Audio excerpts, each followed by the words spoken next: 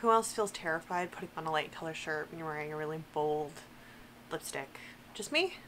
No? What's up, booktube? It's Leah Cooper, and today I am going to talk to you about like the 3 books I read in February. Quick disclaimer, as always, this channel is not monetized by me, so feel free to run ad blocker on it. Like, please. And fuck YouTube. Okay, so let's talk about the books. I did read actually more than 3 things last month in February, but most of them were for school. I only read a couple of full-length works that were for me, and I'm not going to go into the things I read for class except for one, because we did read one short story which I DNF'd, and I will briefly mention it, but all the rest of the essays, I don't think anyone here is really super interested in them, so we'll just glaze over them, though they will be included in most of the stats. So, talking about stats real fast, February was not a great month stat-wise. Obviously it's a shorter month, but we're talking like 3 days. That's not really that much shorter.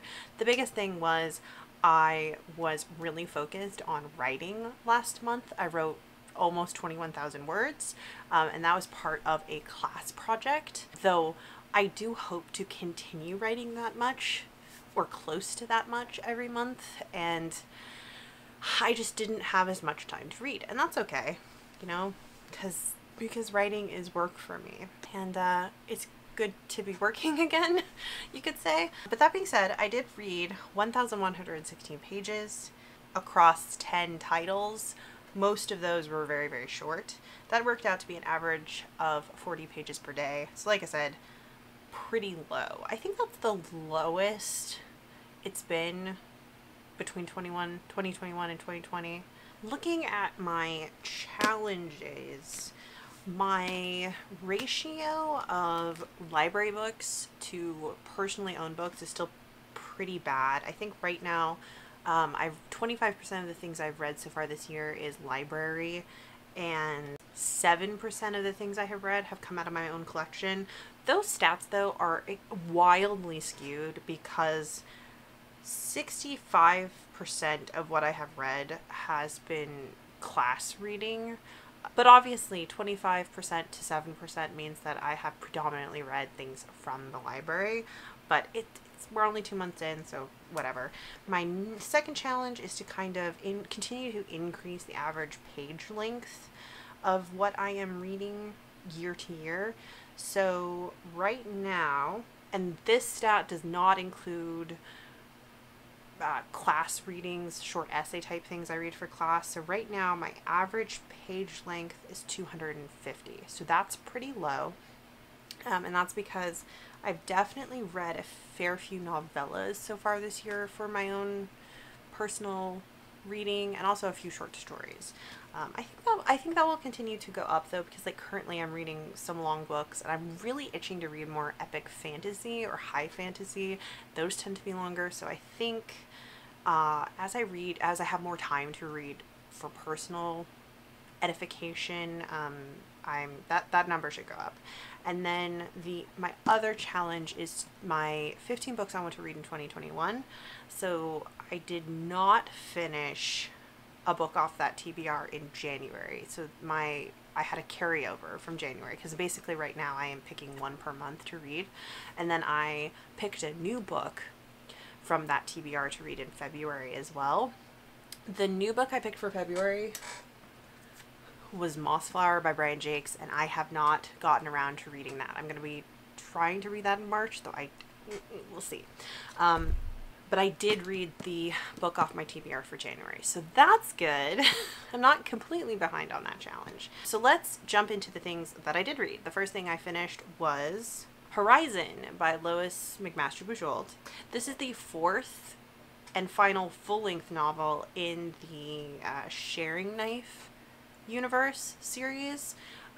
So there's an OG quintet, and then there's one additional short story. So this is the 4th book in the quintet, and it wraps up the story with Dag and Fawn and their journey to become a couple and be kind of accepted and find their place in the world. He's from the magical lake walkers who patrol the land and fight malices, which are evil magical creatures that pop up out of the ground, and she is a farmer, and farmers do not have any magic or magical affinity. And the lake walkers do not allow intermarrying, but Dag falls in love with Fawn and they decide to get married and like etc. And they go on this river journey in book 3, and in book 4 Dag wants to learn more about medicine making with magic, and so they find a camp to accept them for a while. And it's a great book. There's another there's an overland journey in this one where they're heading back up north to go home, and there's just so much. There's such a good found family that develops over the course of this quintet, more than just Dag and Fawn. They pick up a lot of people along the way, and it's just such a good book. And I think the magic system in this world is so cool, and I highly recommend this series. I'm sad that I have completed it. I gave this book 4.5 stars. Overall, all of these books have been like 4 or 5 stars for me, and I just love them. I think it's a really good quintet. And I think it's a really good quintet if you like a little bit of like romance and relationship, and if you like found family tropes. This is an excellent series, so I can't recommend it enough, and the audiobooks are really good.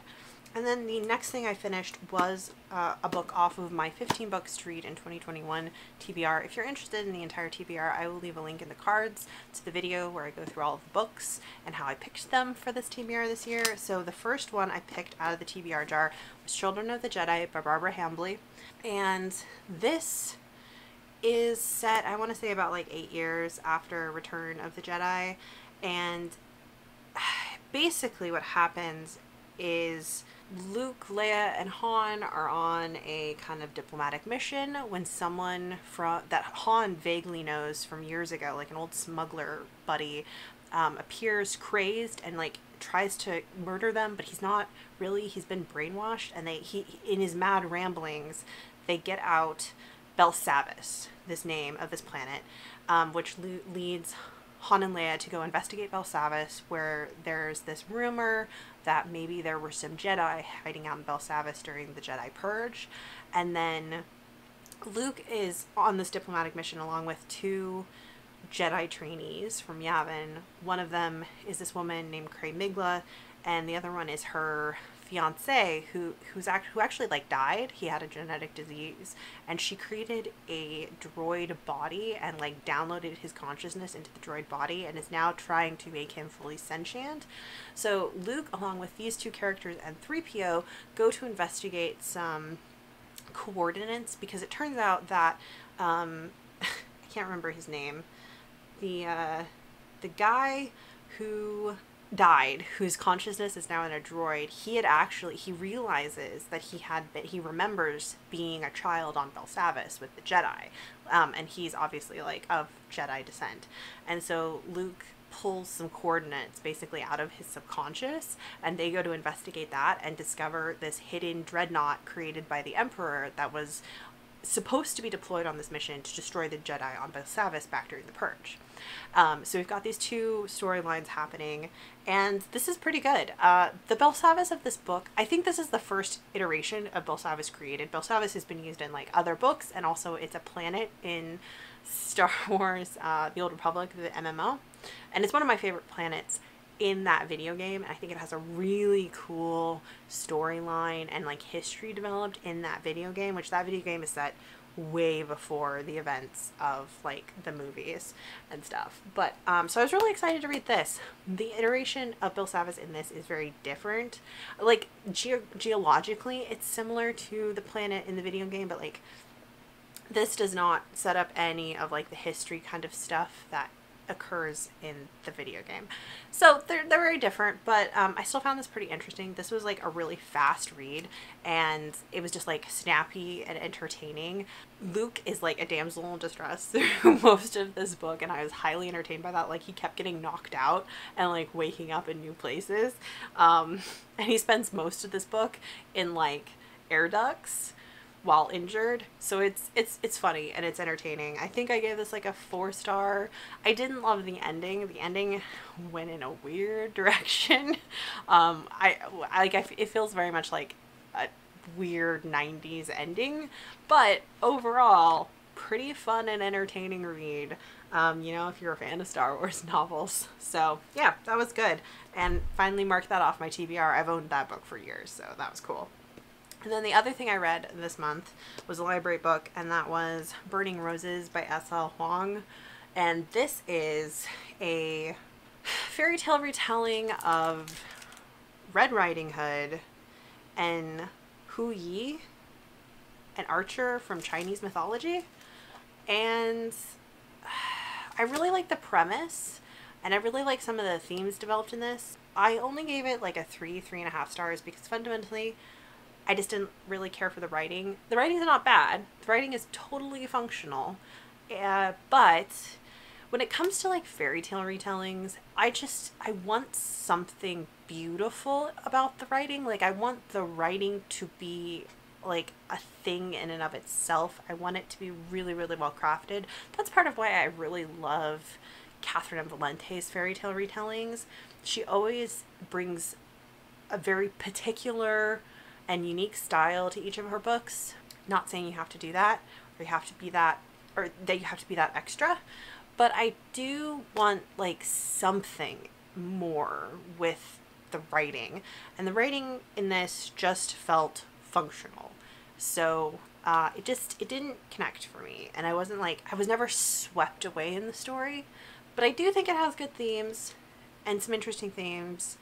And if the premise sounds good to you, and especially if you're not like super into flowery writing, then this might be a good little novella. But yeah, it didn't quite land for me. However, I will say I think the end of that book is really good and the strongest piece. Like, the last chapter is the strongest piece in that book. And since it's short, you can get to that ending pretty quickly and painlessly, because like the writing is proficient. It's just not very lyrical, which is what I want. That's personal taste, you know? Except, okay, I did read most of a short story for class, and that was The Burrow by Franz Kafka. However, I did DNF this. I read about half, and I hated it so much I had to DNF it. Like, it put me in such a bad mood. I had to DNF it. So this is one of Franz Kafka's unfinished short stories, and it's about an unidentified burrowing creature making a burrow underground and living in it. And it's kind of stream of consciousness, and it's very like claustrophobic, and it kind of anthropomorphizes the animal's thoughts, and those are just like anthropomorphized animal. Like, it's not actually anthropomorphized because it's still actually an animal. Like, it's not Redwall, because Redwall, like, they're mice but they're people. Okay, this is still like an animal. So like animal thoughts plus underground claustrophobia are like two things I cannot handle. I hate them. And that is like a childhood trauma thing, because I read Watership Down, the sequel to Watership Down, and The Silver Chair by C.S. Lewis in like really close conjunction, and they fucked me up as a kid. The Silver Chair, because there's like large portion of that book takes place underground and is extremely claustrophobic, and it really fucked with me. And then obviously Watership Down is underground, and it's like rabbit trauma, and it's like rabbit thoughts. Oh, I hate it. It makes me squeamish to think about it. I hate those elements so much. So the day I tried to read The Burrow for class, I was in a really good mood. I like woke up in a good mood. I was being productive, started reading that essay, and it made me so stressed out and upset. I like actually cried talking about it later in the day because I was so upset, and like so upset that I had to read it, that the next day, instead of finishing it, I DNF'd it. So there you go. Kafka's not for me, and I knew that, but I had to read it for class. Like, I think I have started to read The Metamorphosis on one occasion, and I did not like it, and I did not get past the first couple of pages. He's not for me. The style, the subject matter, it's not my thing. What I read for personal reading all went pretty well. Like, one of the things I will say about The Children of the Jedi is I was really struggling with it because I want to sit down and read this a lot, but I had so much other reading I needed to do for class, I like couldn't give time to this, and that was like really frustrating because this is just fun and I just wanted to keep reading it. So then, looking ahead at my TBR for March, I am currently reading 2 books. One's an ARC and one is checked out from the library. So the ARC is The House of Sticks by David Kunston, don't know how to say his last name. This is a sci-fi series, or this is a sci-fi book that takes place in the atmosphere of Venus, and it's about a like Quebecois colony in Venus. That's really interesting. Then the other thing I'm reading from the library is Lady Hotspur by Tessa Gratton.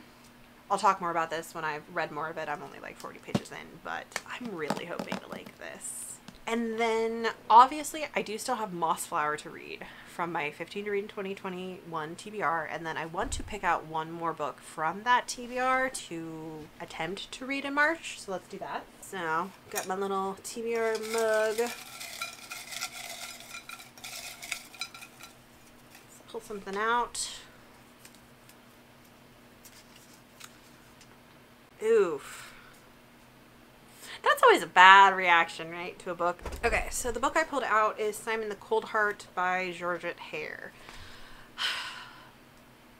So, I can't put Georgette Hare on a TBR without mentioning that she's a bit racist. She's a historical, by historical I mean she was writing and publishing in the early part of the 20th century. Like, this book came out in 1925. She's like a kind of grandmother of historical romance. But it cannot be denied that she's often pretty racist and sometimes anti-Semitic in her books. This is the only Georgette Hare I own, and I picked it up because I found it in a clearance bin at Half Price Books one time, and like long before I ever worked there. And I remember a bunch of historical romance writers recommending Georgette Hare, and so I bought this before I knew really anything about her. I just knew that she was kind of nostalgically beloved in the genre as, like I said, a grandmother of like historical romance. So this is set in the Crusades. I think Georgette Hare explores the early 15th century. In 1415, after the Battle of Agincourt, Simon is sent to besiege Belremy, where he meets his lady love. Oh, maybe this isn't the Crusades. I guess this is like Henry V, England versus France. So actually that kind of ironically fits with Lady Hotspur. But I left this on my TBR because I am curious to read a book by Hare because of her place in the genre, you could say. But I just want to make it clear that like she is not unproblematic, okay? And so I'm going into this with a very critical eye. So yeah, that's the book off the TBR. We've got this much plus The House of Sticks, and I'm hoping to start an audiobook. I just checked out an audiobook of Green Rider by Kristen Britton, which was a recommendation from Roya over at The Unicorn Hunter. She recommended this to me because I put out a call for like late 90s, early 2000s epic fantasy by women about female protagonists, because I'm just kind of like I want something. I'm like itching for that, like as a follow-up to like all the fantasy I've been reading by Lois McMaster-Bujold. So I just got that on audiobook. So that's 5 things. I don't see myself getting through anything else this month, and it'll be a miracle if I get through this stuff, but I would like to get through all of it. So let me know down below how your reading went in February. What are you planning to read in March that you're really excited about? And I'll see you guys in my next video. Bye!